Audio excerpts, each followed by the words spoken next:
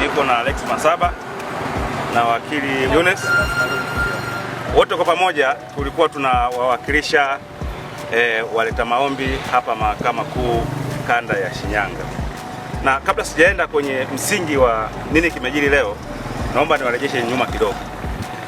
Itakumbuka watuhumiwa 17 walisomewa mashtaka Mahakama Hakimu Mkazi Shinyanga hapa tarehe 24 mwezi wa 7 mwaka huu, mashtaka ya kuhusika na vitendo vya kigaidi.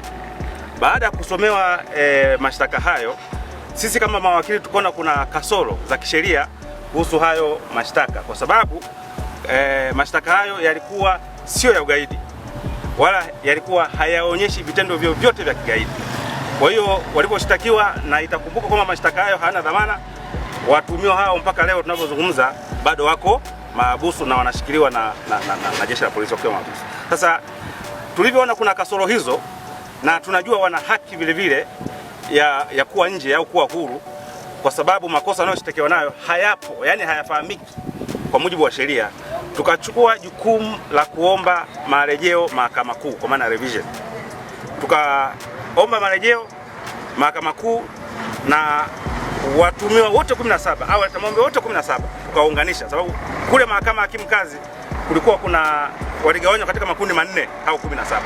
Sisi tukaomba kwa wote 17 ili mahakama iweze kuangalia uhalali wa hiyo hati ya mashtaka ambayo ni sehemu ya mwenendo wa kesi, kama kweli DPP na wafanyakazi wake au DPP na ofisi yake ilikuwa imefanya jambo ambalo ni kwa mujibu wa sheria au imewashtaki watuhumiwa kwa mujibu wa sheria.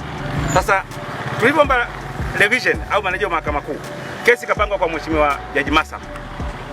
Tukaja tukasikilizwa tarehe 12 mwezi huu wa 8. Tukaeleza mambo yote ambayo yalikuwepo kwenye hati ya mashtaka. Lakini kabla tuanze kusikiliza, upande wa jamhuri wakaja na mapingamizi mawili ambayo ndani yake kulikuwa kuna mapingamizi madogo madogo kama 3 hivi. Tukasikilizwa mapingamizi kwanza kabla tujaenda kwenye hoja ya msingi sasa ya kuzungumza kwamba hati za mashtaka zilikuwa hazielezi kuhusu makosa ya kigaidi waliyofanya. Kwa hiyo jaji akatoa amri kwamba tusikilizwe kwamba mapingamizi, then tukishasikiliza mapingamizi, then kama kutakuwa kuna hoja za msingi au mapingamizi yametupiliwa mbali, tutaenda kwenye maombi ya msingi yenyewe ili kuweza kuionyesha mahakama ni namna gani mashtaka hayo ambayo yanashtakiwa watuhumiwa hayapo kwa mujibu wa sheria. Tuliposikilizwa, kesi ikapangwa leo kwa ajili ya kutoa uamuzi kwa maana mapingamizi ya awali.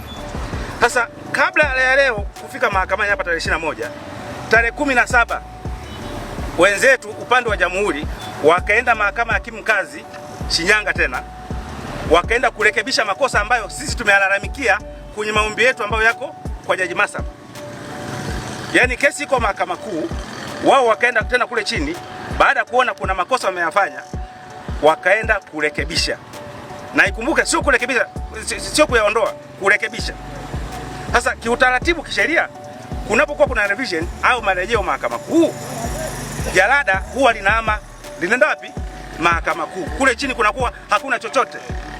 Hakimu anatakiwa asubiri kitakachoendelea Mahakama Kuu. Sasa wakati jalada liko Mahakama Kuu, wenzetu wa jamhuri sijui walipata wapi hilo jalada lingine, wakaenda kubadilisha makosa, wakaenda kurekebisha makosa ambayo sisi tumeshayasema. Sasa kwa mwenendo huo, tulipofika leo tukamwambia jaji, utaratibu wa kisheria haupo hivyo.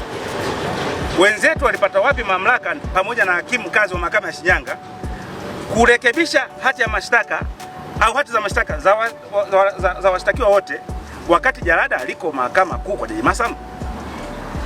Tukamwambia jaji kwamba kwa mazingira hayo inaonekana kwamba wenzetu wamefanya hivyo, moja, kwa nia ovu ya kuweza wanaita kupreempt uamuzi wa leo, na tukamwambia kitendo kilichofanywa na mawakili wa serikali ni ukiukwaji wa sheria au ni unajisi wa mahakama, kwa maana abuse of the court process, ni kuinajisi mahakama.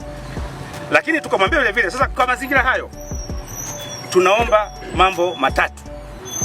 Tukamwambia Mheshimiwa Jaji kwamba tunaomba mahakama yako tukufu itumie kifungu cha 416 cha sheria ya mwenendo wa makosa ya jinai kusitisha usikilizwaji au utoaji uamuzi wa leo, then aitishe jalada ajiridhishe na kilichofanyika tarehe 17 kwa upande wa jamhuri kwenda mahakamani na kurekebisha makosa, wakati jalada liko mahakama kuu.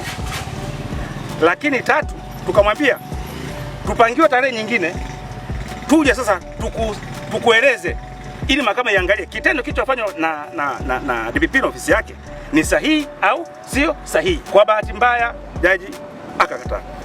Na upande wa serikali wamekiri mahakamani, ni kweli wamefanya mabadiliko. Wamekiri mahakamani kwamba ni kweli wamefanya nini?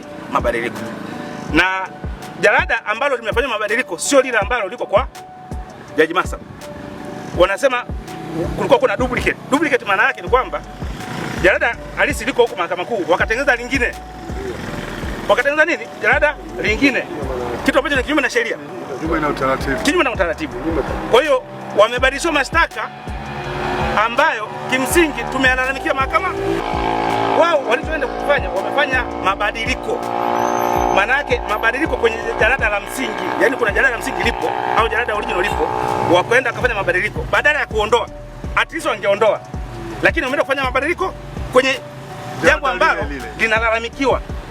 Jambo ambalo ni kinyume na utaratibu wa kisheria. Sasa leo tulipo hizo hoja, jaji akasema tuendelee kusikiza nini na uamuzi. Tumesikiza uamuzi, walikuwa mapingamizi yote matatu, na jaji amesema mapingamizi upande wa jamhuri yana mashiko. Sasa maombi haya yametupiliwa mbali, lakini sio mwisho wa kuanza kudai haki. Sisi tutarudi tena mahakamani, tutaeleza mahakama kilichofanyika tarehe 17 wakati jalada liko huku juu kilikuwa ni kitendo cha kuinajisi mahakama na ni matumizi mabaya ya mamlaka ya prosecution. Asante kwa kuifuatilia Baharia TV. Usisahau kulike, kusubscribe, kucomment na kushare.